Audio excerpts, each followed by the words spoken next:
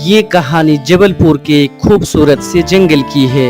एक दिन टूनी चिड़िया अपने दोनों बच्चों से कहती है, तुम दोनों को ये आश्चर्य होगा कि तुम दोनों का जन्मदिन एक ही दिन कैसे होता होगा। खैर जो भी हो, कल हम लोग तुम दोनों का जन्मदिन मनाएंगे और तुम्हारे जन्मदिन पर हम इस जंगल के सभी पक्षियों को आमंत्रित करेंगे और एक बड़ा सा केक काटेंगे और एक बड़ा सा केक खरीद कर तुम दोनों का जन्मदिन एक ही साथ मनाएंगे। क्या बात है मम्मा, तब तो जंगल की सारी पक्षियाँ कल हमारे घर आएंगे। तब तो मैं बहुत एंजॉय करूँगा। अहू, कल हम लोगों का जन्मदिन है। सुनो बच्चों, तुम लोग घर पर ही रहो, मैं बाजार जा रही हूँ और तुम दोनों के लिए जन्मदिन के लिए केक खरीद कर लाती हूँ और सभी पक्षियों को आमंत्रित पत्र भेजना होगा। ठीक है मम्मी, आप जाइए और केक खरीद कर लाइए। फिर दोनों चिड़िया अपने बच्चों का जन्मदिन मनाने के लिए केक खरीदने बाजार की ओर चली जाती है। कुछ ही देर में टूनी बाजार में केक के दुकान पर पहुंच जाती है। फिर एक बड़ा और सुंदर सा केक खरीद लेती है और घर की तरफ रवाना हो जाती है। जब टूनी केक लेकर जंगल से होकर घर वापस आ रही थी, तब टूनी देखती है कि एक पेड़ पर कालू कौवा और कबूतर बैठे बैठे आपस में बात कर रहा है। टूनी, अरे ओ टूनी, तुम अचानक कहाँ से आ गई और तुम्हारे हाथ में ये क्या है? देखने में तो ये केक जैसा लगता है। अरे कालू भैया, दरअसल बात यह है कि कल मेरे दोनों बच्चों का जन्मदिन है, इसलिए बाजार से केक खरीद कर लाई हूँ।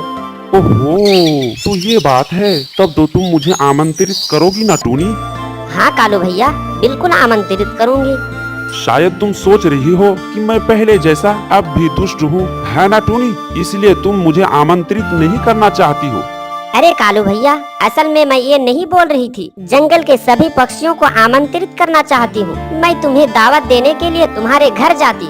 तो यहाँ क्या परेशानी है टूनी? यहाँ दावत दे दो मुझे। ठीक है कालू भैया, मैं आपको और कबूतर को दोनों को मेरे बच्चों के जन्मदिन पर कल के लिए आमंत्रित करती हूँ। तुम दोनों कल सुबह जरूर आना। ठीक है टूनी, हम दोनों समय पर आ जाएंगे। फिर टूनी केक लेकर वहाँ से घर चली जाती है। टूनी घर आकर केक रखकर वहाँ से जंगल की ओर पक्षियों को दावत देने चली जाती है। तोता के घर आकर तोता को अपने दोनों बच्चों के जन्मदिन पर टूनी दावत देती है।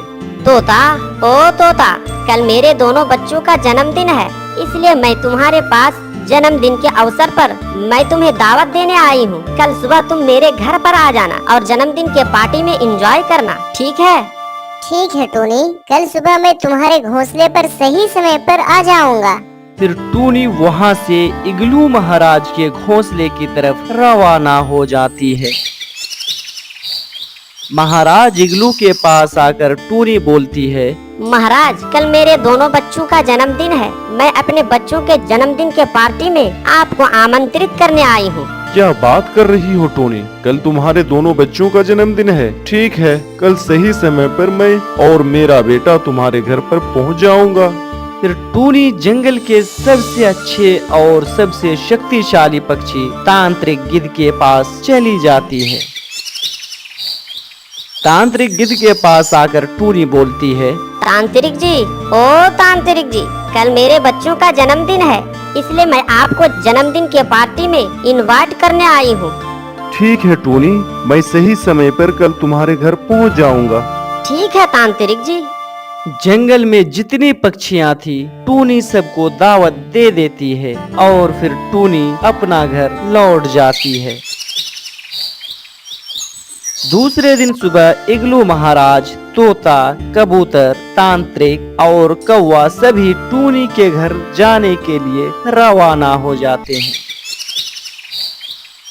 कुछ ही देर में सभी पक्षियां टूनी के घोंसले में आ जाते हैं। फिर टूनी के दोनों बच्चे मोमबत्ती बुझा देता है। Happy birthday to you, happy birthday to you, happy birthday to you. फिर टूनी के दोनों बच्चे केक काटने लगता है। जब पूरा केक कट जाता है, तब टूनी सभी पक्षियों में केक बांट देती है।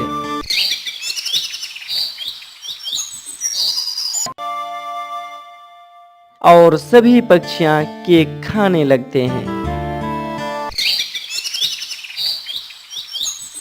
फिर सभी पक्षियां दोनों बच्चों को एक एक करके गिफ्ट देकर अपना अपना घर जाने की तैयारी में लग जाते हैं।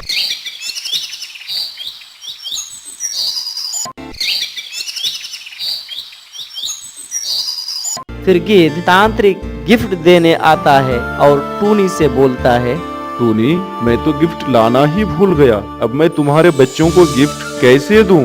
कोई बात नहीं तांत्रिक जी, जब आपका मन होगा तो गिफ्ट दे दीजिएगा, नहीं तो नहीं दीजिएगा, कोई दिक्कत की बात नहीं। हो टूनी, मैं तो तुम्हारे साथ मजाक कर रहा था। तुम्हें तो पता ही है टूनी, मैं एक जादूगर तांत्रिक हूँ। तो बताओ तुम क्या चाहती हो? तुम जो मांगोगी मैं तुम्हें वही दूंगा।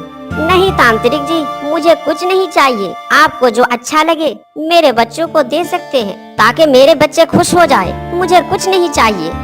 हो टूनी, तुम बहुत अच्छी हो। तुम्हारे दोनों बच्चों के लिए मेरे पास स्पेशल गिफ्ट है। फिर गिद्ध अपने जादुई शक्ति से टूनी के बच्चों को एक जादुई चॉकलेट का पेड़ देता है। टूनी, ये जादुई चॉकलेट का पेड़ है। इस पेड़ में अनेक चॉकलेट फलेंगे। अगर इस पेड़ को आज अपने खेत में रोप दोगे तो कल ही इस पेड़ पर ढेर सारा चॉकलेट फल जाएगा। क्या बात कर रहे हैं तांत्रिक जी, ये चॉकलेट का पेड़ है, और अगर आज मैं इस पेड़ को अपने खेत में रोप दूंगी तो कल ही बड़ा होकर इसमें चॉकलेट लग जाएगा। हाँ टूनी, मैंने सोचा अभी तुम्हारे बच्चे बहुत छोटे हैं, इसीलिए गिफ्ट के रूप में मैंने इन्हें जादुई चॉकलेट का पेड़ दिया। अब तुम्हारे बच्चे जब चाहे चॉकलेट खा सकता है। टूनी और तांत्रिक की ये सारी बातें वहीं पर मौजूद दुष्ट कौवा सुन लेता है और फिर बोलता है, तांत्रिक जी, आप ये कैसी बातें कर रहे हैं? पेड़ में चॉकलेट थोड़ी ना होने वाला है। हा। ये दुष्ट कौवा, ये एक जादुई चॉकलेट का पेड़ है। मैं एक जादुई तांत्रिक हूँ और इस पेड़ में चॉकलेट होगा। ये बेकार की बातें छोड़िए, चॉकलेट का भी भला पेड़ होता है क्या? मजा आ गया आपकी बातें सुनकर। ये लो टूनी, तुम्हारे बच्चों का जन्मदिन का गिफ्ट। ये कहकर दुष्ट कौवा टूनी को एक गिफ्ट दे देता है। फिर वहाँ से तांत्रिक गिद्ध और दुष्ट कौवा चला जाता है। इधर टूनी और उसके बच्चे खेत में आकर जादुई पेड़ को रोप देता है। फिर टूनी और उसके बच्चे घर चले जाते हैं। दूसरे दिन सुबह टूनी और उसके बच्चे अपने खेत आते हैं। जब वो खेत आते हैं तो देखते हैं कि तांत्रिक का दिया हुआ पेड़ बहुत बड़ा हो गया है और उसमें ढेर सारा चॉकलेट भी फल गया है। मम्मा देखो ना, कितना चॉकलेट फला हुआ है।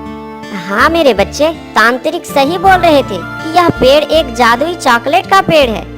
फिर टूनी चॉकलेट के पेड़ से कुछ चॉकलेट तोड़कर अपने बच्चों को देती है। तब टूनी के दोनों बच्चे बड़े मजे से चॉकलेट खाने लगता है। फिर चॉकलेट खाकर